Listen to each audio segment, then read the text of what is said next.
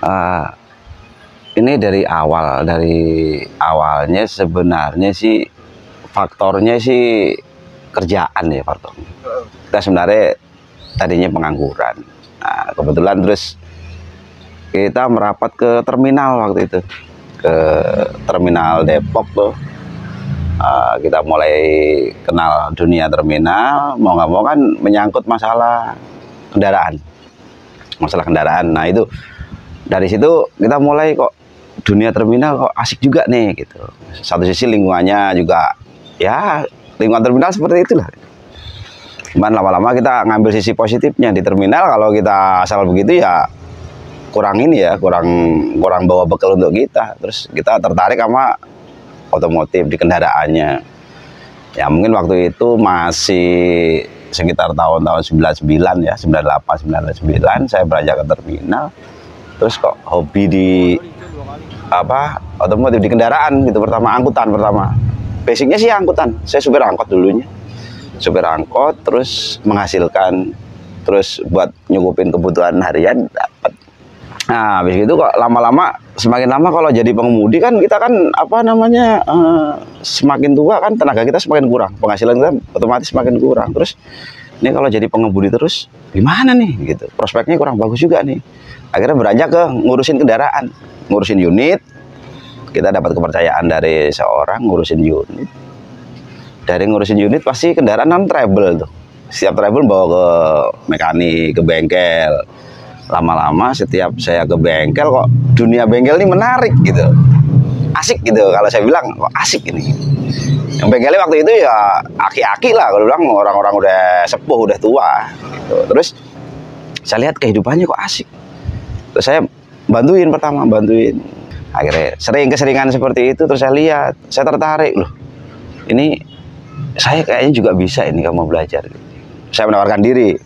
Gimana Pak kalau saya bantuin deh, nggak apa-apa, biar ini. Oh ya nggak jadi masalah. Akhirnya di situ ketemu orang yang mau nuntun tuh. Itu prosesnya ya mungkin lama juga ya, hampir 3-4 tahun. Setelah di terminal sekian lama-lama saya praktekin tiap dari bengkel pulang ada trouble itu lagi saya benerin sesuai dengan orang yang nunjukin tadi. Hasil aja orang kasih pengarahan tadi. Lama-lama asik. Lama-lama terus berjalannya waktu ya mau nggak mau harus saya tanganin nih, kok asik gitu. Akhirnya tiap trouble sekiranya saya nggak mampu saya bawa ke bengkel, terus saya lihat cara kerjanya gini-gini, terus dituntun sama dia, ini begini loh, begini. Oh udah kita simpan, kita pulang kita praktekin. Ya kebetulan waktu itu kan yang buat praktek ada, namanya mobil angkutan kan, namanya bos tahunya pokoknya mobil jalan kan gitu. Nah di situ kesempatan saya buat praktek. Kebetulan dengan praktek itu kita pengennya hasilnya kan maksimal meskipun kita tahap belajar. Ya kita terus terang basic kita sebenarnya bukan otomotif. Kita ya sekolahnya formalnya itu sekolah umum, bukan otomotif, bukan STM kan gitu. Jadi karena tertarik aja, hobi, terus seneng, terus akhirnya kita pengen punya unit sendiri. Nah setelah punya unit sendiri kita semakin berani mempraktekkan. Lama-lama buka bengkel di terminal, spesialis bengkel angkutan umum waktu itu plat kuning. Kalau nggak salah pertama kali itu saya bongkar tuh Kijang Kotak gitu tahun 84. Nah, jadi kita ke Kijang terus, jadi sampai ya kalau untuk Kijang sih mungkin hatam ya, karena tiap hari bukan pinter karena seringan tiap hari megang. Jadi faktor bisa karena terbiasa gitu. Akhirnya semakin banyak teman, kita sering waktu itu majalah otomotif yang tren waktu itu. Jadi kita hobi baca meskipun majalah bekas, tapi kita hobi aja baca tutorialnya di situ. Ya waktu itu belum ada online, belum ada YouTube kan belum ada. Jadi kita manual tuh baca. Karena kita juga hobi baca, ya udah kita tekunin beranjak. Akhirnya lama-lama kita akan terima mobil luar. Tapi domisili kita tetap di terminal. Waktu itu kita ngontrak kios dua kios. Satu bengkel plus tempat tinggal, satu lagi itu saya buka biro jasa sama keluarga saya di situ. Ada adik sepupu saya buka biro jasa di situ, perpanjangan surat-surat. Nah, akhirnya lama-lama kok asik nih, asik. Akhirnya saya tekunin, saya pelajarin, saya senengin, nggak udah seneng. Akhirnya kok hobi, jadi hobi sama ketagihan gitu sama. Nah, secara nggak langsung akhirnya terus berkelanjutan, ya mungkin waktu semakin berjalan di terminal kita punya unit 2. Wah, kayaknya kita harus pisah di lingkungan terminal nih. Kita udah mulai berkeluarga. Lingkungan terminal waktu itu kurang mendukung untuk kita berkeluarga, makanya kita pisah dari lingkungan terminal, cuman tetap kerja di terminal tetap. Nah, habis itu lama-lama saya terus tertarik sama mobil pribadi. Terus makin banyak langganan itu berjalan ya mungkin 5 tahun ke sini baru ngerasain ya Allah, betapa nikmatnya dunia otomotif gitu. Akhirnya kebetulan basicnya kita mobil-mobil tua, jadi ya kita tekunin itu mulai jenis merek apaan aja. Waktu itu sempat belajar sama orang mobil-mobil Eropa gitu. Ya jenis Peugeot, Citroen, BMW. Tapi khususnya sih mobil-mobil tua. Ya jadi hobi kok asik gitu. Jadi kalau menurut saya itu buat hiburan pertama. Dengan sendirinya saya mudah-mudahan ya waktu itu sebelum itu kan kita ditarik sama orang, Mas kerja tempat saya deh, ngurusin angkutan saya plus kendaraan keluarga saya per bulan sekian. Oke, siap Pak. Berjalan waktu itu hampir 4 tahun saya ikut orang, ngerawatin mobil orang, mobil pribadinya. Lama-lama akhirnya kan saya merasa kenapa saya nggak buka sendiri. Tadinya ragu-ragu, ada nggak ininya apa namanya maksudnya pelanggannya gitu. Terus akhirnya saya bilang bismillah deh, mudah-mudahan deh. Akhirnya saya buka sendiri. Ya, alhamdulillah berjalannya waktu ya mengalir. Ada 1, 2, lama-lama karena kita pelayanan ya, untuk konsumen pelayanan yang kita bagusin, kualitas terutama. Sebenarnya saya itu terkenal sebenarnya ngakalin. Jadi dulu anak-anak kebiasaan di terminal, Mas akalin dulu deh supaya ini jalan sekian bulan karena posisi mobil masih kredit. Siap gitu. Jadi sampai sekarang untuk ngakalin itu masih terdekat di ini saya, apa namanya, biasa ngakali. Tapi kalau saya saranin sih mendingan diganti original daripada di akal-akalin. Akal-akalin itu gaya-gaya terminal. Ya kita maksudnya kan dunia bisnis, nyari keuntungan kan gitu. Nah, akhirnya lama-kelamaan ya pelanggan-pelanggan kita akhirnya ngerti. Kita bangun ya pasar dari mulut ke mulut. Ya alhamdulillah sampai sekarang ya kita buka bengkel. Ini Pandu Motor. Kebetulan Pandu itu anak saya. Ini daerah Margonda, Jalan Kedongdong, masuk ke dalam tuh ada nyebrang rel, ada turunan parkiran sebelah kiri. Kebetulan di Google Map ada kok. Alhamdulillah sampai sekarang kita nanganin segala bentuk kerusakan. Mungkin kalau untuk elektrikal terus terang saya masih belum nguasain ya. Cuman di sini tetap menerima meskipun ada rekanan kita untuk elektrikalnya siap, power steering, AC, central lock, power window, audio pun kita siap. Jadi meskipun saya bukan nanganin tapi rekanan kita punya. Body repair pun kita juga orang-orangnya udah siap. Tapi basicnya kita tetap di mesin. Ini tentang mobil ini ya. Ini sebenarnya kalau dibilang nih, ini basicnya sih mobil Kijang tahun 84 nih. Ini jenisnya kalau umumnya orang bilang tuh Kijang doyok, Kijang kotak. Ini kebetulan 5K nih. Ini saya dapet ini kalau nggak salah sekitar tahun berapa ya? Tahun 2016 kalau nggak salah. 2016-an. Waktu itu sebelum punya ini saya punya Holden Gemini diesel sedan, tapi diesel kebetulan waktu itu kan satu sisi saya pengen nih kendaraan itu buat kerja plus keluarga gitu rencananya. Saya ngambil Gemini waktu itu ya mungkin basicnya diesel ya. Akhirnya kalau buat operasional bengkel kurang mumpuni waktu itu Holden Gemini. Akhirnya saya jual ke teman. Akhirnya saya harus punya mobil yang lebih ini ya, lebih buat pekerjaan sama keluarga itu lebih tangguh. Akhirnya saya milih, kebetulan waktu itu masih OLX ya. Saya lihat di online tuh OLX ada iklan, katanya iklannya itu kalau salah Kijang Verosa. Wah asik juga nih.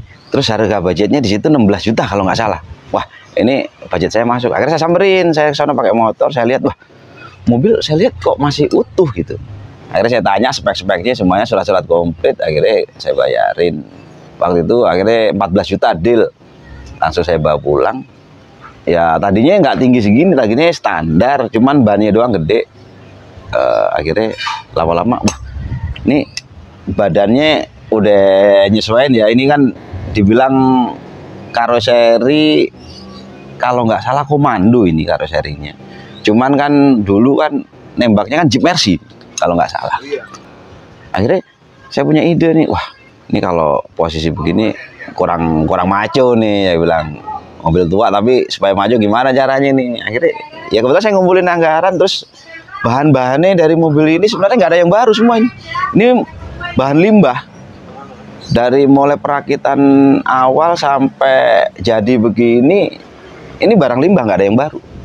Jadi kebetulan kita seneng barang-barang bekas, kita daur ulang supaya jadi bentuk. Ada manfaatnya gitu.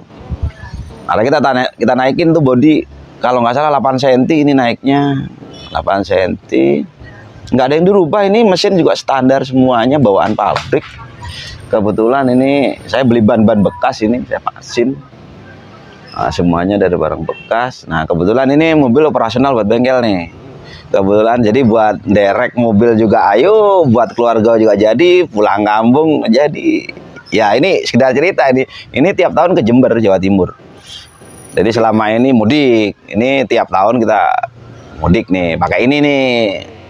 Kalau untuk waktu perjalanannya nggak usah dihitung dah. Kita single nih pakai ini.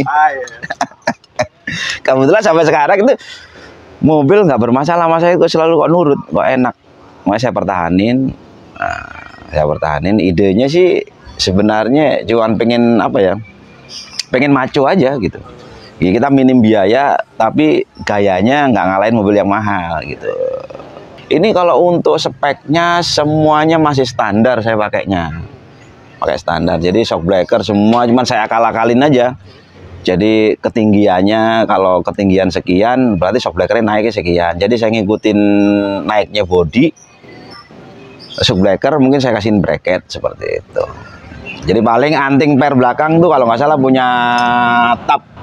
Mesin ini kebetulan standar semua, ini saya nggak berani ngutik-ngutik. Waktu itu punya ide mau diganti punya 7K yang 6 speed mundur ya. Tapi saya pikir kalau 7K untuk performa narik untuk beban berat kayaknya kurang, karena kan giginya kan lebih halus dia. Kalau Kijang ini aslinya kan untuk apa, gigi kasar dia kan 5 mundur. Jadi saya ambil pakai aslinya aja deh, buat narik, buat derek juga. Ini paling gede pernah derek elep ini, mobil elep saya derek ini. Kebetulan di GDC itu kan ada tanjakan, sempat waktu itu saya hajar di situ, alhamdulillah bisa. Interior masih standarnya semua, ini masih apa? Masih bawaan dia, saya nggak pernah ketik-ketik interior. Paling apa ya? Ini atap paling roof rack ini. Ini besi-besi bekas saya daur ulang asal nempel aja. Kalau pulang kan suka, ibu kan juga mau bawa beras enggak ini, ya udahlah daripada ditawarin kan nyenengin orang tua ya kan. Pokoknya dibawain apa aja kita terima deh. Makanya kita bikin roof rack. Arahnya pokoknya daur ulang lah, bahan bekas yang bisa dimanfaatin untuk unit, untuk kendaraan. Jadi nggak mesti harus baru. Mobil apapun itu sebenarnya. Cuman kita mau kreatif nggak gitu. Segala sesuatu kalau kita kreatif, ya mudah-mudahan jadi kalau asal kita cat sendiri kok ini. Kita dembul sendiri, kita las sendiri, nggak ada untuk campur tangan tuh ada satu. Itu namanya Pak D, itu memang rekanan saya untuk ngelas sama dempul. Jadi kerja sama dia. Kebetulan saya ambil memang warnanya kan hijau army kan. Lebih ke top. Ini warna aslinya emang hijau metalik ini kalau nggak salah. Ya, jadi hijau army deh, biar kayak ini, kayak militer. Kita kan sama militer kan paling apa namanya hormat. Jadi kayak militer dah. Kita mau jadi militer nggak jadi. Ya udah mobilnya aja kayak militer warna. Nah, kalau untuk perawatan mobil tua ya, sebenarnya kalau dukanya, kita ngomong dukanya dulu dah. Kalau dukanya sebenarnya kebetulan generasi mobil ini, generasi berikutnya itu sangat menyerupai gampang. Ya mungkin kalau yang 84 mungkin ya lebih tokonya khusus kali ya, nggak mesti toko, kadang suka ada, tapi kadang-kadang tapi tetap ada untuk spare partnya sih, digado-gado sama Kijang yang gen yang lebih muda dia sama. Dukanya seperti itu. Mungkin dukanya apa ya, kalau mungkin ya harus ini apa namanya seenggak-enggaknya paham dengan kendaraan kalau mobil tua itu. Meskipun kita pertama nggak ngerti kendaraan, tapi harus banyak bertanya.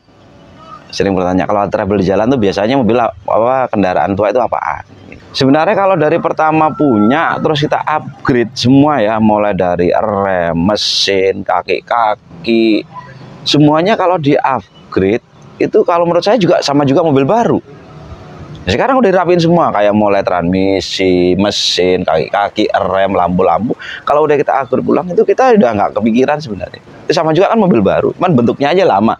Ya mungkin lebih ini ya, kalau kita belum paham di mobil tua, kita lebih akrab ke bengkel kayaknya.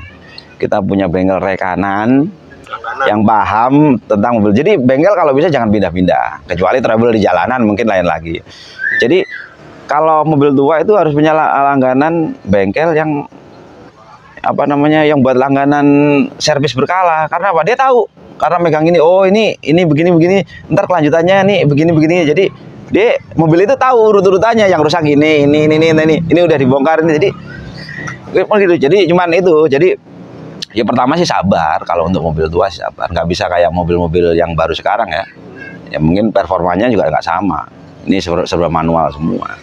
Jadi kalau untuk perjalanan jauh mungkin ya aman sih. Cuman kan ya mungkin kalau mobil sekarang di jus 6 jam los. Kalau ini mungkin 4 jam istirahat lah. Karena faktor usianya kan juga. Sukanya itu banyak sih ini. Kalau menurut saya sukanya banyak. Satu sisi ya mobil begini kan dibilang kan kayak aneh. Kalau kata anak sekarang, aneh, ini mobil apaan nih gitu. Tiap jalan tuh kalau di lampu merah gitu ya, kesannya orang tuh ini mobil apa sih kayak. Jadi orang kagum. Jadi historinya sebenarnya yang mahal tuh historinya, bukan bentuknya. Nggak mesti tahu kalau ini Kijang, pasti meraba-raba. Kecuali yang paham bener dengan mobil Kijang, oh ini Kijang nih, Kijang kotak. Mobil tua itu kayaknya lebih simpel kayaknya, cara pengerjaannya, perawatannya. Kalau mobil tua itu hampir keseluruhan kayaknya pemilik sendiri pun kalau mau ngoprek tuh, kalau mau belajar sebenarnya bisa ditangani sendiri, nggak harus ke bengkel. Mungkin kayak kopling jebol, kayak rem ini, itu gampang kok. Sekarang kan banyak tutorialnya mungkin ya. Saya sering di telepon sama teman gitu, jadi dia posisi jauh, terus mobilnya treble, kita arahin melalui via telepon aja, terus kita video call, kita arahin begini, caranya begini. Padahal dia nggak tahu mobil sama sekali. Kebetulan dia mungkin peralatannya ada ya. Ya meskipun nggak sempurna itu lumayan untuk ditanganin di jalanan tuh, sampai ke bengkel terdekat tuh bisa. Seenggaknya mau tanya. Jadi kalau ke bengkel tuh sering banyak nanya sama bengkelnya. Ini harus yang dilakukan apa gitu. Kayak ini ganti kampas rem nih, apa yang harus kerjakan gitu. Oh, ini ntar tutorialnya kan ntar begini gitu. Untuk mesin sih ya mungkin jarang, untuk mogok itu jarang ya. Kalau mobil tadinya udah dari awalnya udah sehat, rata-rata mungkin ya rem macet, rem blong, kopling nggak mau masuk, lampu mati, seperti itu. Kalau untuk yang lain-lain sih kayaknya kalau udah sekali jadi bagus itu awet, kayaknya lebih awet. Perawatannya lebih gampang kalau untuk mobil tua, kayaknya sih lebih gampang. Jadi barang-barangan juga istilahnya bukan barang-barang lunak, barang-barang kasar. Bentuk spare partnya itu barang-barang kasar. Jadi perantinya itu peranti enak. Kalau mobil sekarang kan enggak pakai sensor apa elektrikal kan gitu. Kalau mobil dulu asal mau ya mungkin kasarnya gini. Ada bensin, ada api, dia nyala. Jadi kalau mobil tua biasanya rusak nggak rusak per berapa bulan itu check up. Mungkin bukain roda empat-empatnya, kita cek kampasnya ikut apa, ada rembesan apa, ada oli netes apa gimana, seperti itu. Ya karena faktor usianya kan dia, ya mungkin spare partnya udah korosi, udah ini kan macam-macam. Jadi lebih ke ini ya, apa namanya, lebih ke sering ngecek. Mungkin nggak harus ke bengkel, kita cek sendiri di rumah, kita dongkrak, kita cek buka kap, cek kabel-kabel, selang-selang ada kebocoran enggak gitu. Karena lebih ringan, mungkin nggak harus ke bengkel sih, cek sendiri juga bisa. Ayo mobil tuh diajak ngobrol gitu. Kalau dia punya nyawa, sebenarnya dia itu bisa ngomong, karena dia nggak punya nyawa. Nah kita kan taikan kita ini istilahnya, dibilang dia kemana kita pergi dan dia ngikut. Ya secara apa ya, kalau dibilang diajak ngobrol itu. Ya emang ini bentuknya bahan mati ya, besi ya, tapi kan dia semua sistem jadi satu kan, jadi barang hidup. Cuman nggak bisa ngomong aja kan gitu, secara nggak langsung kan gitu. Ya terutama kalau mobil tua itu lebih sering cek pergantian oli lah, oli, terutama oli pokok mobil itu di oli. Mobil baru pun itu condong ke oli. Kalau mobil tua kan apa namanya, mungkin part dalamnya udah usianya udah mungkin nggak sama mobil sekarang. Mungkin ganti olinya lebih ini ya, lebih apa namanya, lebih sering. Yang ribet itu sebenarnya di aksesoris. Ini mobil supaya ceper, supaya tinggi, supaya klasik, itu masalahnya sebenarnya di situ. Kalau memang standarnya dia itu nyaman-nyaman aja, nggak ada masalah sebenarnya. Karena Pak, kita panduannya ngikutin pabrik. Kalau kita mau orang yang maksudnya tahap belajar, panduannya ngikutin pabrik, standarnya mobil dulu. Kalau udah bisa itu udah mulai selera deh.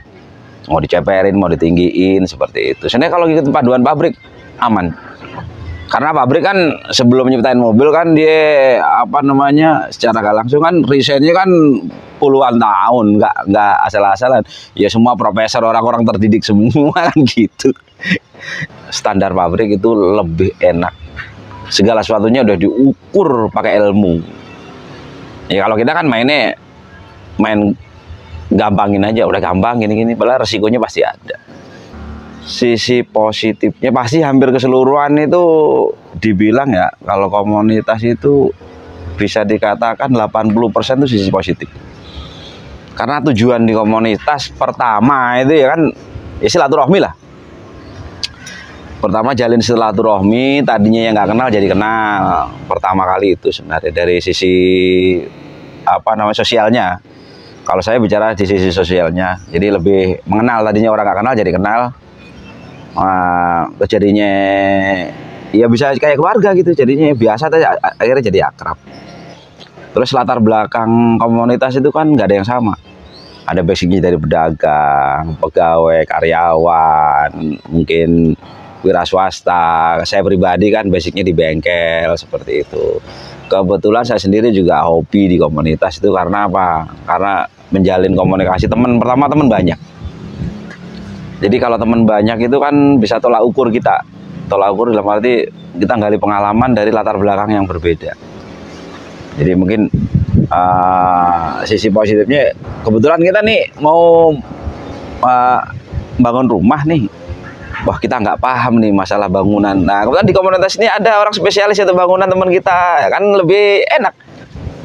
Kebetulan saya di sini komunitas kita ini TKRCI ya, Toyota Kijang Rover Club Indonesia. Kebetulan udah berbadan hukum nih, kebetulan komunitas kita. Nah kalau mobil saya ini kebetulan masuknya kru, karena nggak masuk Rover. Ini masuknya sebenarnya Kiku, Kijang kotak. Nah kebetulan kan waktu itu komunitas itu kan nggak pilih unit, jadi semua unit masuk, terutama diutamanya si keluarga Kijang. Nah kebetulan kan kalau TKRC kan harus roper ya, berhubung ini ada teman yang mau masukin, ya udah mobil kita tuh bentuknya Kijang kotak, ini gimana persetujuannya yang lain, maksudnya ngelanggar ADRT-nya nggak kan gitu.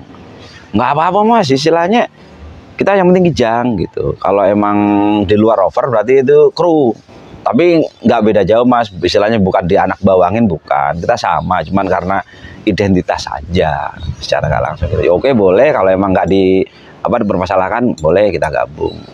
Hampir 3 tahun ini, mudah-mudahan komunitas ini jadi ajang silaturahmi, nambah saudara, terus arahnya ke sosial. Terus kekompakan, satu sisi kalau ada temen travel kita nggak sungkan-sungkan, mau itu Kijang polos, Kijang lain bendera, cuman kita udah punya apa namanya slogannya gini, pokoknya keluarga Kijang ya keluarga kita, meskipun lain bendera.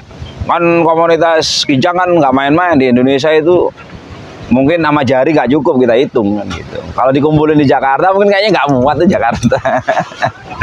Lebih solid lagi sebenarnya komunitas di daerah itu lebih solid untuk Kijang ya. Ya mungkin kalau untuk komunitas saya sarankan, kalau mobil tua mendingan kalau saya itu untuk sarankan masuk komunitas. komunitas apapun, yang penting tujuannya itu berbagi ilmu, sering ngasih. Yang pokoknya yang bisa ngasih tahu yang belum bisa. Kalau apa? Yang nggak ngerti harus banyak tanya. Kan kita ada acara kopdar, kopjip, terus kopgap, kopsan, macam-macam. Sering silaturahmi, bicara tentang kendaraan. Jadi tutorial nih kalau orang baru bisa ngerti mobil, baru punya, terus nggak ngerti apa-apa, baru bisa bawa mobil, baru punya mobil satu-satunya, hasil nabungnya ya kita kumpulin buat beli mobil, pengen punya kendaraan. Nah, itu harus banyak sering belajar dari yang udah pengalaman, saya sering komunikasi sama bengkel, seperti apa, perawatannya seperti apa, gitu. Ya alhamdulillah saya pribadi siapapun yang mau konsultasi, saya siap 24 jam. Justru saya tuh punya logo itu 36 jam standby untuk yang emergensi, bukan 24 jam lagi. Ya nggak mungkin sekarang orang telepon malam-malam, kalau nggak emergensi kan nggak mungkin. Jadi orang kalau jam 1 malam, jam 12 malam, tapi pasti teleponnya emergensi. Makanya kita buka, jangan sungkan-sungkan, kalau ada apa-apa telepon aja. Ya mungkin, ya kalau saya saranin tetap komunitas lah yang paling terbaik untuk mobil-mobil tua. Karena semakin klasik kan semakin asik. Ya berjuta saudara satu bendera kan ya Kijang. Berjuta saudara lain bendera, itu ya mungkin ini Kijang. Setahu saya selama ini baik-baik saja komunitas Kijang itu. Ya kalau memang ada benturan di dalam komunitas itu ya wajar lah, jamaah namanya komunitas. Latar belakang yang nggak ada yang sama, jadiin satu dalam komunitas. Kalau ada beda pendapat ya umum. Tapi secara keluargaan itu selesai. Ya musyawarah mufakat intinya gitu.